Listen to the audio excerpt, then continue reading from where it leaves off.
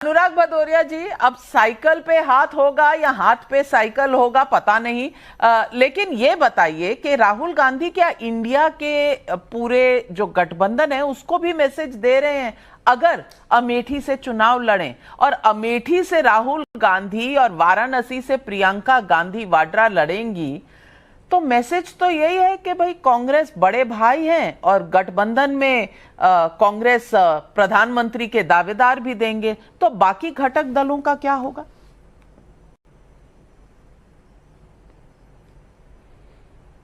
वैसे मान गए आपको भी कमाल का आप भी बात करते हैं, मतलब उल्टा भी चल रहे हैं सीधा भी चल रहे हैं। सवाल यह है कि भारतीय जनता पार्टी के प्रवक्ता का देखिए, अभी से उन्होंने हार मान ली है, अब शेर और शायरी सुनाने लग गए हैं। जब फुर्सत में आदमी होता है, जब उसे लगता है आगे आने वाले दिनों में 7-8 महीने बाद शेर और शायरी करना है, तो वही उन्होंने करना शुरू कर दिया।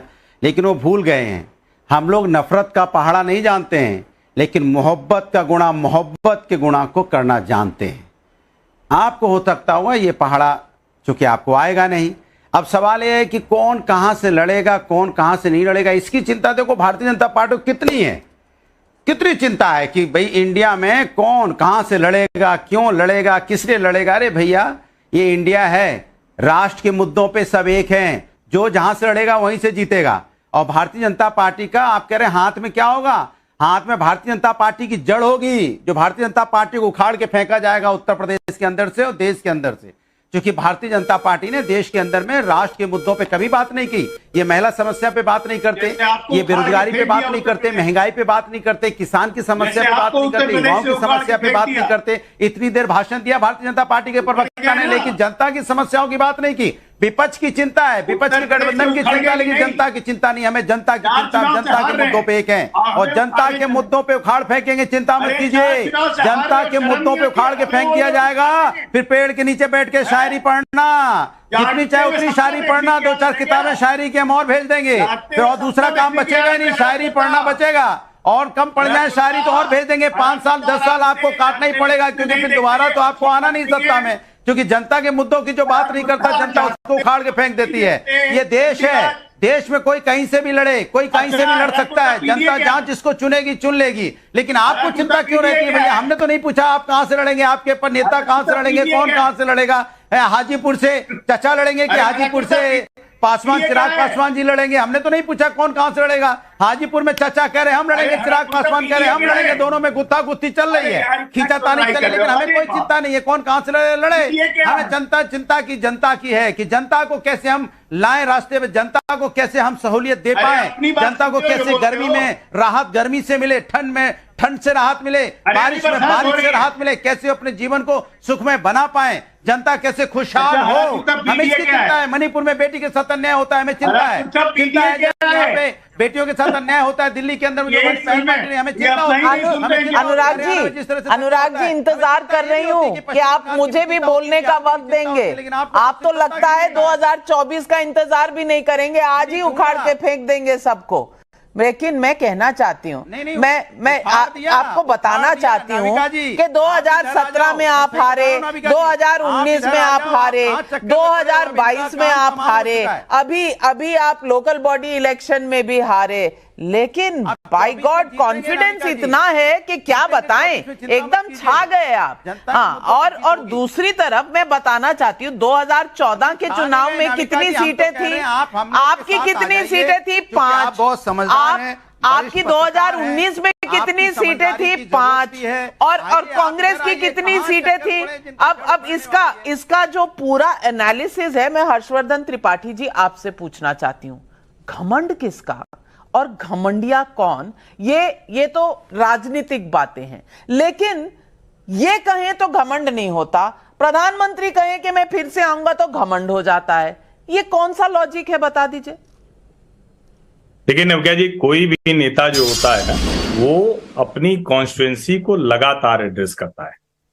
ये कोई इंटरवल नहीं होता है राजनीति में कि अच्छा चलो भाई कुछ घूम आते हैं, कोई विदेश यात्रा कराते हैं, कहीं कुछ और कराते हैं।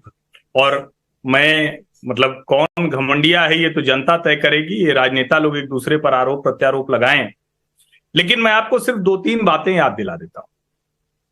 प्रियंका गांधी जी प्रभारी महासचिव बनी थी, आधा उत्तर प्रदेश उनके जिम्मे था। यहां से लैंड करती हैं वो चौधरी चरण सिंह हवाई अड्डे पे लखनऊ, और मेट्रो के नीचे नीचे उनका काफिला चलता है, बड़ा शानदार काफिला, कांग्रेस के कार्यकर्ता आए थे। तय हुआ कि अब प्रियंका जी छोड़कर नहीं जाएंगे। राहुल गांधी जी का एक भाषण बोनट पे बड़ा मशहूर हुआ था कि सारे हवाई नेता अब खत्म हो जाएंगे उत्तर प्रदेश में, प्रियंका जी को यहीं छोड़कर जाऊंगा, प्रियंका उखाड़ फेंकेगी सबको। ये 2019 था। उसके बाद कहा गया उत्तर प्रदेश का चुनाव आ रहा है, प्रियंका जी के लिए लखनऊ में घर खोजा जा रहा है। शायद शीला कौल जी का कोई घर था लखनऊ में, उसकी रंगाई पुताई सफेदी उफेदी भी शुरू हुई थी। क्या हुआ, न घर का पता चला, न सफाई का, न प्रियंका का। प्रियंका जब महासचिव थी तो 2 सीट हुआ करती थी उत्तर प्रदेश में, 1 रह गई, भाई की सीट नहीं बचा पाई। ये जानना जरूरी है। 2019 चुनाव के पहले तब अजय राय खुद उम्मीदवार थे। प्रियंका के लोगों ने खबर फैलाई कि वो वाराणसी से चुनाव लड़ने जा रही हैं, और मैंने तब भी टीवी चैनल पर कहा था कि समझदारी ये होती कि वो अपने नेहरू जी की सीट पर फूलपुर से चुनाव लड़ती और मजबूती से लड़ती। लेकिन एक और घटना याद दिला देता हूं, प्रयागराज से उनकी एक यात्रा शुरू हुई थी, उसमें प्रमोद तिवारी की बेटी जो विधायक है मोना मिश्रा वो भी थी, और जो एक भारतीय जनता पार्टी से नेता चली गई थी ताजा वो भी थी। ये सब लोग नाव से चले, नाव भी जाने कहां चली गई, यात्रा भी जाने कहां चली गई। ये मैं 3 आपको घटनाएं बता रहा हूं। अब अजय राय जी को शुभकामनाएं, बहुत बड़ी जिम्मेदारी है, क्योंकि होता क्या है कि आपकी पार्टी अच्छी हो, कार्यकर्ता अच्छा हो, तब तो कोई दिक्कत नहीं। कांटों का ताज है ये। अजय राय बड़े मजबूत नेता हैं, लेकिन सबको ये जान लेना चाहिए कि मूलतः भाजपाई हैं वो। 3 बार वो भारतीय जनता पार्टी से विधायक रहे हैं, टिकट नहीं मिला, सपा में गए थे, फिर कांग्रेस में चले गए, 1 उपचुनाव जीते, लेकिन उसके बाद हार रहे हैं। हालांकि काशी जैसी कॉन्स्टिट्यूंसी है तो हारना तय था।